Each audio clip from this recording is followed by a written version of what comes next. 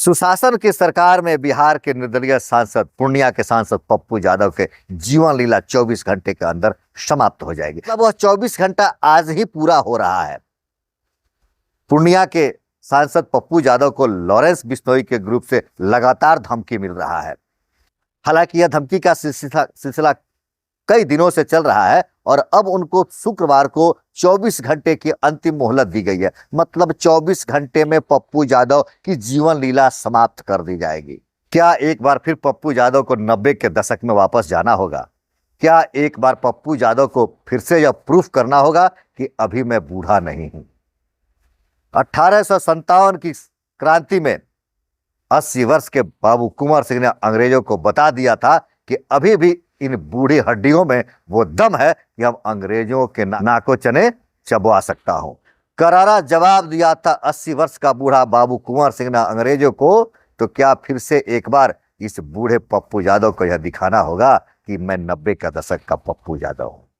मैं एक बार और आपको याद दिला दूं कि क्रिकेट के ब्रायन लारा वेस्ट इंडीज के प्लेयर जिन्होंने 375 रन की टेस्ट की पारी खेल करके क्रिकेट जगत में एक नया रिकॉर्ड बनाया। और ब्रायन लारा के रिकॉर्ड को ऑस्ट्रेलिया के खिलाड़ी मैथ्यू हेडर ने ब्रायन लारा के 375 के स्कोर को तोड़कर 380 रन बना दिया। और तब क्रिकेट जगत में यह चर्चा का विषय बना कि अब ब्रायन लारा से भी अच्छा है मैथ्यू हेडर। ब्रायन लारा के रिकॉर्ड को उन्होंने तोड़ दिया। मुझे याद है कि बातचीत के दौरान जब पूछा गया ब्रायन लारा से तो उन्होंने कहा था कि लगता है एक बार फिर से लारा को खेलना पड़ेगा। और ठीक अगले वर्ष इंग्लैंड के खिलाफ टेस्ट खेलते हुए लारा ने नवाद 400 रन की पारी खेलकर यह साबित कर दिया कि लारा लारा है और ब्रायन लारा कोई और नहीं हो सकता है। तो क्या आज पूर्णिया के निर्दलीय सांसद पप्पू यादव को एक बार फिर साबित करना पड़ेगा कि पप्पू यादव ही पप्पू यादव है? मैं बात इसलिए कह रहा हूं कि विगत कुछ महीनों से कुछ दिनों से पप्पू यादव को लगातार जान से मारने की धमकी मिल रही है। बाबा सिद्दीकी की हत्या के बाद, बाबा सिद्दीकी के मर्डर के बाद से पप्पू यादव ने लॉरेंस बिश्नोई ग्रुप पर कमेंट किया और उन्होंने लॉरेंस बिश्नोई ग्रुप को समाप्त करने की बात कह दी। उसके बाद से लेकर लगातार पप्पू यादव को जान से मारने की धमकी मिल रही है। तमाम सोशल मीडिया पर, अखबार में, बड़े चैनलों पर आपने देखा होगा और सुना भी होगा। उनके घर की रेकी की गई और ऐसे बहुत सारे तरह से उनको घेरने का प्रयास किया गया। पप्पू यादव ने गृह मंत्री से सुरक्षा बढ़ाने की मांग भी की लेकिन मिला नहीं। इस बीच उनके एक मित्र जो विदेश में रहते हैं, उन्होंने लैंड क्रूजर गाड़ी, जो बुलेट प्रूफ गाड़ी है और जिस पर रॉकेट लॉन्चर का भी प्रभाव नहीं पड़ेगा, पप्पू यादव की सुरक्षा के लिए उन्होंने इस गाड़ी को उपहार में दिया। लेकिन जैसे ही पप्पू यादव के मित्र के द्वारा उनको गाड़ी दिया गया, उसके बाद से लॉरेंस बिश्नोई ग्रुप का फिर से एक धमकी आया जिसमें 24 दिसंबर को जान से मारने की बात कही गई थी। लेकिन ठीक आज से एक दिन पहले शुक्रवार को 24 घंटे का मोहलत दिया गया और उसमें स्पष्ट कह दिया गया कि तुम्हें जितना बचना है बच लो, 24 घंटे तुम्हारे जिंदगी के आखिरी घंटे हैं। हमने पूरी तैयारी कर ली है, हम तुमको उड़ा देंगे। और उनको एक बम का धमाका भी मैसेज किया गया है, हैप्पी बर्थडे लॉरेंस भाई, ऐसा करके कुछ मैसेज भी दिया गया है। मतलब अल्टीमेटली आप कहे कि पप्पू यादव की जिंदगी के 24 घंटे उन्होंने माप लिए हैं और वह 24 घंटे आज ही पूरा होने वाला है। तो क्या पप्पू यादव आज के दिन समाप्त हो जाएंगे? क्या लॉरेंस बिश्नोई ग्रुप के लोग पप्पू यादव को आज खत्म कर देंगे या ऐसे ही यह धमकियों का सिलसिला चलता रहेगा?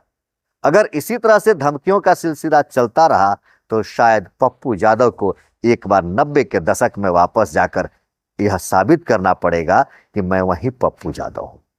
क्या फिर से पप्पू यादव को वीर कुंवर सिंह की तरह एक बार 80 वर्ष की उम्र में तलवार उठा करके यह साबित करना पड़ेगा कि इन बूढ़ी हड्डियों में अभी बहुत जान बाकी है? क्या पप्पू यादव को फिर से एक बार ब्रायन लारा की तरह अपनी काबिलियत और अपनी क्षमता को प्रूव करना पड़ेगा कि मैं वही राजेश रंजन उर्फ पप्पू यादव हूं? लेकिन सबसे बड़ा सवाल यह है कि जिस तरह से लगातार पप्पू यादव को धमकी मिल रही है, जान से मारने की बात कही जा रही है और वह सरकार से सुरक्षा बढ़ाने की मांग कर रहे हैं, क्या सरकार को पप्पू यादव की सुरक्षा बढ़ानी चाहिए या नहीं? क्या अगर इस तरह की धमकी भारतीय जनता पार्टी के किसी सांसद छोड़िए, किसी विधायक छोड़िए, किसी एक स्थानीय बड़े नेता को मिली होती तो क्या प्रशासन उसकी सुरक्षा नहीं बढ़ाई होती? अगर सत्ता पक्ष के लोगों को इस तरह से धमकी मिला होता तो क्या उनकी सुरक्षा की व्यवस्था सरकार की होती कि नहीं? आखिर यह भेदभाव पप्पू यादव के साथ क्यों? क्या पप्पू यादव लगातार सत्ता पक्ष पर हमलावर हैं? क्या हर जगह वह सत्ता को घेरने की कोशिश करते हैं, चाहे वह सदन हो या सड़क हो? जैसा कि हमने झारखंड के चुनाव में देखा, झारखंड का चुनाव तो एक तरह से मान लिया जाए तो मोदी बनाम पप्पू यादव हो गया था, जहां एनडीए के तरफ से मोदी अमित शाह लगातार कैंपेन किए और झारखंड के चुनाव को मोदीमय बनाने का प्रयास किए, लेकिन इंडिया गठबंधन के तरफ से अकेले पप्पू यादव मैदान में डटे रहे। जल जंगल जमीन आदिवासी झारखंड की अस्मिता की बात कहते रहे, झारखंड का बेटा हूं, झारखंड की अस्मिता की लड़ाई लड़ने आया हूं, इस तरह से बात करके उन्होंने पूरे झारखंड के माहौल को बदल दिया, पप्पूमय बना दिया। क्या इन सब चीजों को देख करके सत्ता पक्ष पप्पू यादव से को इग्नोर कर रही है या पप्पू यादव को शांत कराने की कोशिश कर रही है?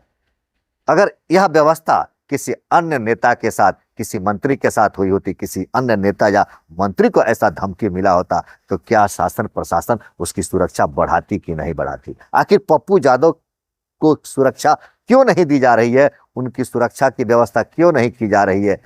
आप अपना विचार कमेंट करके जरूर बताएं। देखते रहे चंपारण मिरर। धन्यवाद।